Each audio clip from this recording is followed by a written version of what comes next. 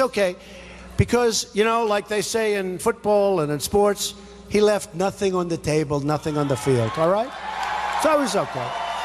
Because for the last month, I decided not to do interviews because they give you interviews and they chop up your sentences and they cut them short.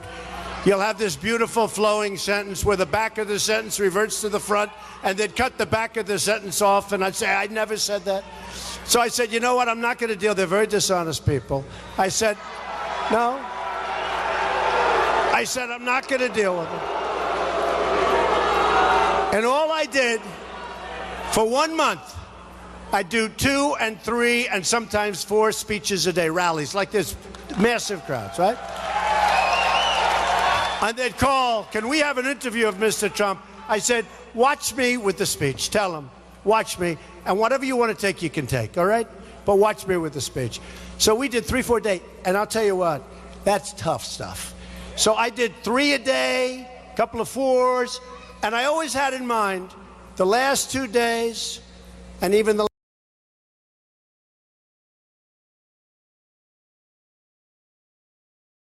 last 3, but on the last 3 or the third I was going to last 3, but on the last 3 or the third I was going to do 5, and then I was going to do 6 and 6. Now when you do 6 speeches where you have 10, 15, 20, 25, even 30,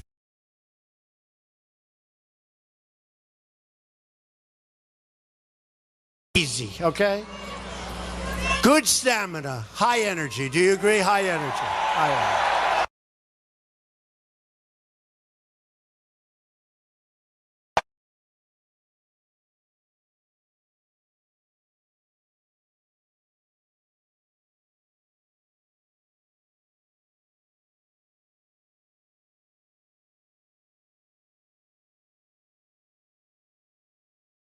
Right?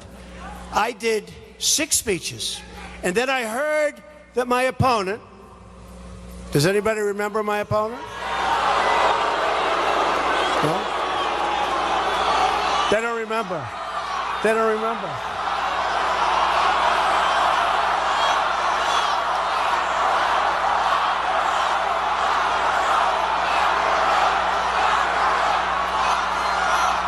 Governor, these people are brutal. Now I know why it's always a bloodbath for you guys, but you win, so that's all. But I heard, so I did 6, right? 6 on Sunday. And then Monday comes along and I did 6. And about 3 hours before the final speech, I'm saying, oh boy, I don't have to, this is it. And this was it. Started 16 months before, coming down the escalator, right? Said a lot of things. We talked about illegal immigration, turned out to be right. We talked about trade, turned out to be right. I said a lot of things. But we did 6 speeches, and then I heard that Hillary was going with her husband and with President Obama, who, by the way, has been very nice, and his wife has been very, very nice. Telling you. They've been very nice, but they were on a plane going to Michigan. And I said, whoa, whoa, and that was not a planned trip. And, you know, they spent $2 billion, so you don't get credit for this. I spent a tiny fraction of what they spent. In the old days, if you spent less money and won, you got credit for it. Nowadays, whoever spends the most money, it doesn't make sense. But we spent a lot less money. We spent a fraction of what they spent. And they had unlimited money, so that meant to me they did a poll, we didn't, because why should I spend a lot of money for a poll, right? When the newspapers give you polls every single day, right? These pollsters. So they spent a lot of money. They found out, obviously, trouble in Michigan because they had an unscheduled trip to Michigan. So they went to Michigan, did not have a good crowd. And I said at 6 o'clock that afternoon, I said, let's go to Michigan. Now, by the time I finished in New Hampshire, it was already like 9:30 or 10 o'clock. I said, let's go to Michigan. And my people said, are you crazy? You just did 6 majors. I said, I don't care. This is the presidency, right? This is the presidency.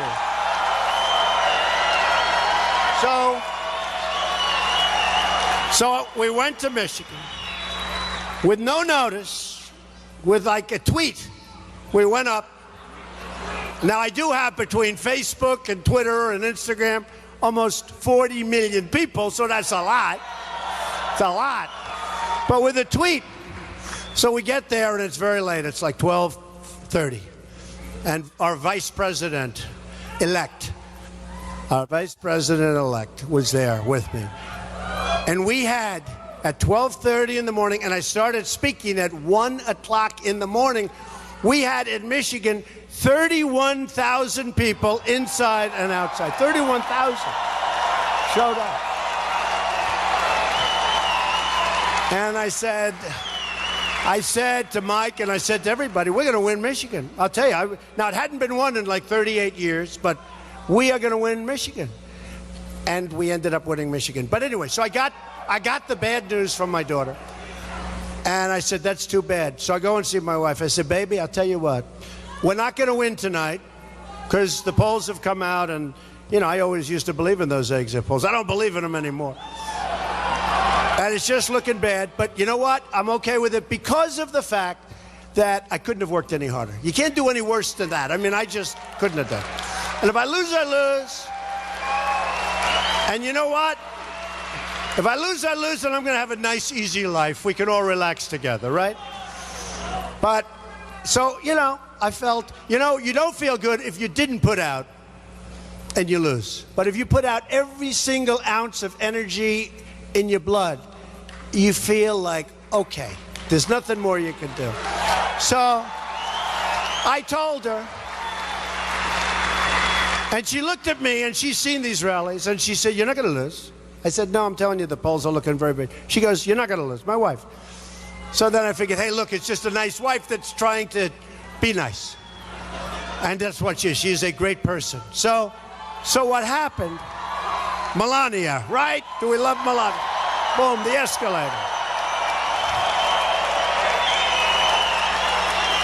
They love Melania. She's great. She said, you're not going to lose. Okay. So now the polls is closed, and they start announcing numbers. And I say, oh, this is going to be embarrassing. I'm trying to figure out what am I going to do. And I have this ballroom that's not that big because I didn't know if I'm going to win or lose. I know this. If I'm going to lose, I don't want a big ballroom. I'd go up, I'd say, ladies and gentlemen, thanks a lot, my supporters. I love you, folks. I love you. Good night, everybody. Bye. I'm out of there, right? And she had this massive convention center with a big fireworks display. And they were paying about $7 million for the fireworks. And it was a big deal. And they knew they were going to win until the final week. They knew bad things were happening.